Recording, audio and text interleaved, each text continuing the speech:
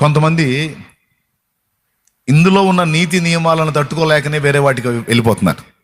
అందులో అయితే free bird, ఏం చేసుకున్నా తప్పులేదు, ఏమైనా చేసుకోవచ్చు.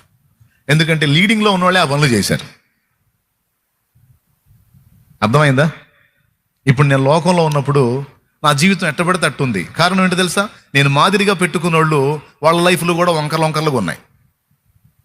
యథా రాజా తదా ప్రజ, యథా గురువు తదా శిష్య, యథా దేవ తదా భక్త. నేను మొక్కిన వాళ్ళ జీవితాలు అంతే ఉన్నాయి, నా బతుకు అంతే ఉంది.